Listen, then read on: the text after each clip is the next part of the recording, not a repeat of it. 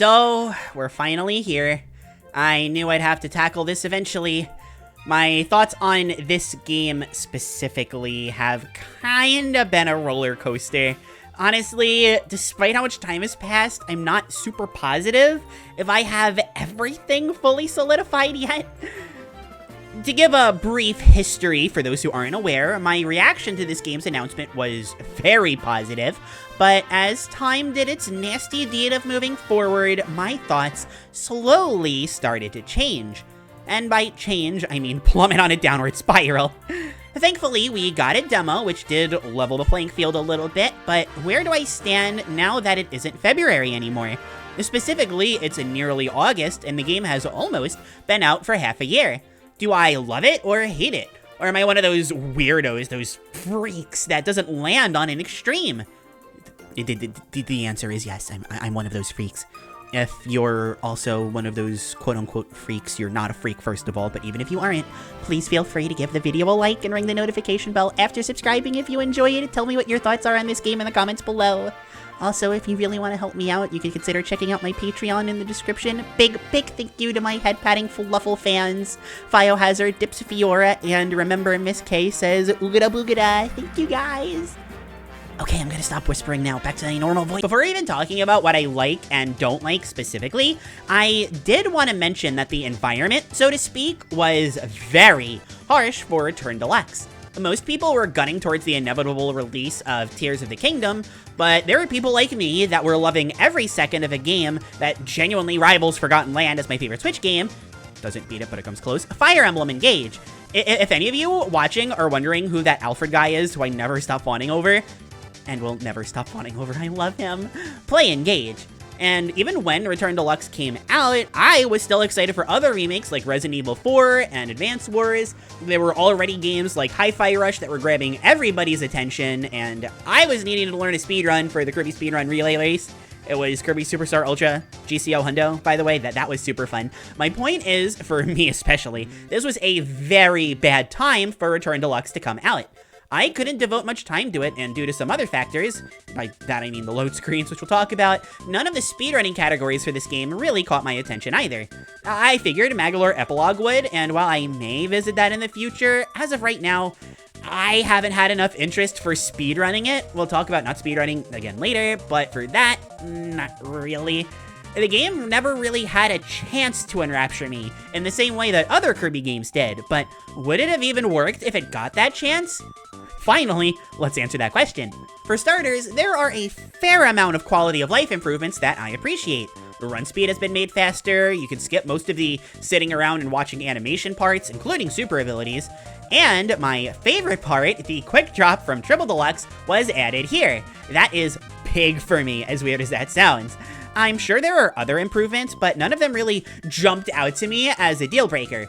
In particular, run speed being increased sounds amazing on paper, but it doesn't amount to much since ability dash attacks are a lot more fun to me, and if I'm using an ability without the dash attacks, I've consented to not moving super fast anyway. It's not a bad change by any means, it's a good change on all senses, it's just not one that I'm freaking out over. I am freaking out over the visuals though. I've touched on this in the past, but to keep my positives and negatives separate, the foreground looks amazing. I never understood the issue with the outlines, and I love Day-to-Day's look, always have. I love the designs of the new enemies, everything works. But to talk about these new enemies, they give you the 3 new abilities added to this game: Mecha, Sand, and Festival. Festival works the same way as it did in Star Allies, only Magaland joins in on the celebrating here. Good for him. Mecha gets compared to Jet a lot, but it reminds me a lot more of Bomb with Jet's hover and laser, and a dash attack, which that's also nice. It's not a good dash attack, but it's still nice. Sand is a ton of different abilities thrown together, but it's the best ability in the game for taking out bosses, so hey, there's that. On the whole, I'm not really enthused with any of these, but I would at least say that I like Mecha the most. Anything with Jet's hover is gonna be fun in my book. As for what's new here, the star of the show is a Magaland Epilogue, but if there's one thing that I think is a big improvement, it's the extra mode. I love the extra mode in the original game, but this feels like what that one should have been. Funny enough, the only change that I've ever really felt between the two is the 99% removal of healing items. Sure, you can use the items you get from Merry Magaland, but if you don't opt for those, it becomes much more of a challenge. I never game overed, but man was I losing lives way more than I normally would. I've only played through once, but a bulk of my positive memories come from that extra mode. And Magalore Epilogue, by far the best thing about Return Deluxe. While initially I was super excited about the combos, realistically they don't actually amount to as much as I thought.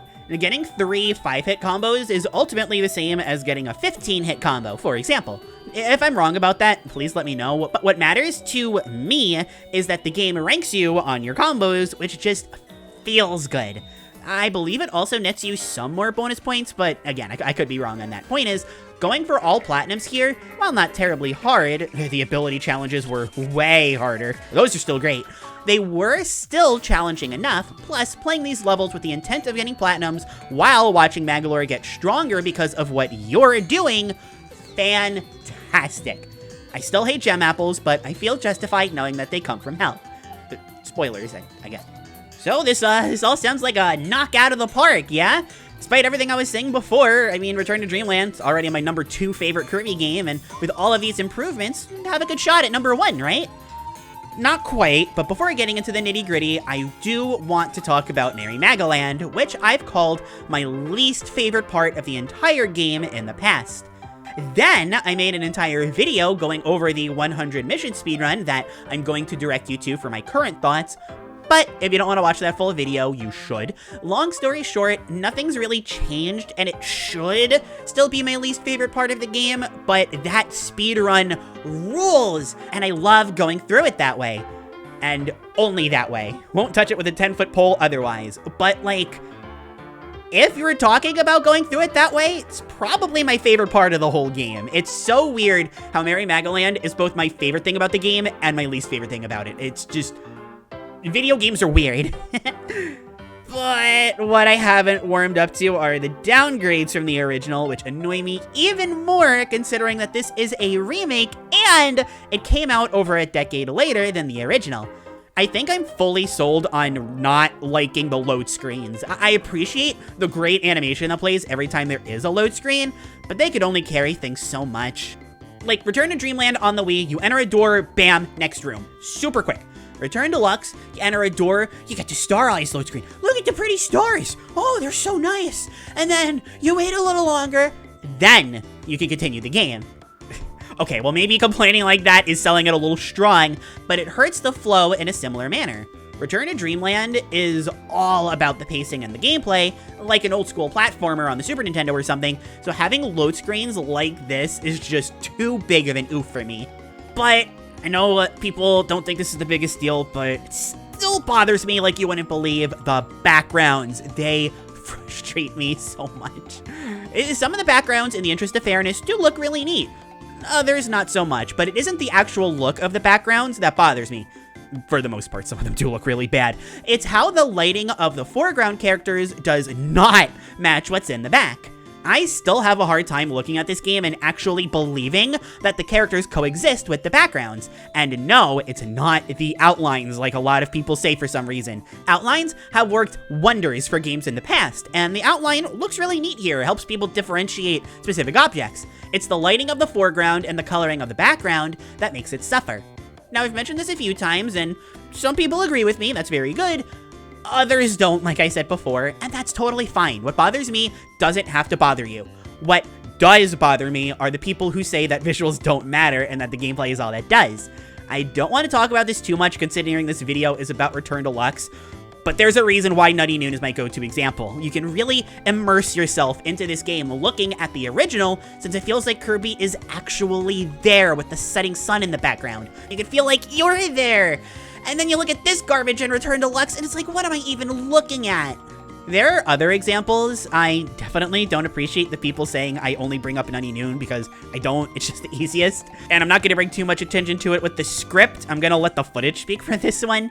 But when I bring this up, I feel like it just always devolves into a pointless argument. So I'm just going to cut it off there. We're going to move on. Some other things about this game still bother me. Like, I think it's a bit bloated, although I have come to accept that there's enough variety to kind of make up for that. The load screens just make things feel like they take a bit longer than they should. It's not a big thing, but the run speed being increased makes slide kicking worse, which just kind of bums me out. If you watch my ability solos for the original, you really gotta strategize your slide kicks. Here you just run. It's not that big of a negative, or really even a negative. It's just something that, like I said, bums me out. And finally, while I can't comment on the soundtrack, I don't think it's that much better or worse than the original. There is so much I want to say, and this is already a big spoiler, but I do like it less than the originals, but I'm just gonna leave it there. We'll wait for Kirby month, and we'll just get to final thoughts. I think this video has made enough people annoyed already. So do I even like it? Of course, it's Return to Dream Land, and while it isn't the game that I want it to be, look at how crazy positive the fan reception has been. I see all the time how this has made people appreciate Return to Dream Land in a way that they never have. And there is no way that I'm gonna be picky about how people choose to love one of my favorite games ever. I wish that I could join into the fun, but I'm not gonna get mad or try to gatekeep or anything like that. I have the Wii version, which I like a lot more, and I'll always have the Wii version.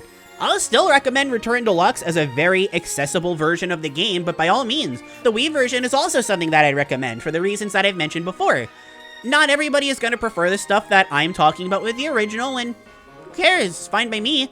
That being said, while I'm not going to try to change anybody's mind, this is my mind we're talking about, so it's definitely going to affect my rankings.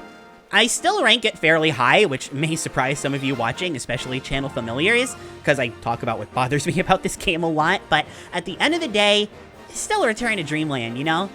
Overall, this was a tough call, but I'm going to place it smack dab in the middle of Superstar Stacker and Amazing Mirror, leaving it at 12th place.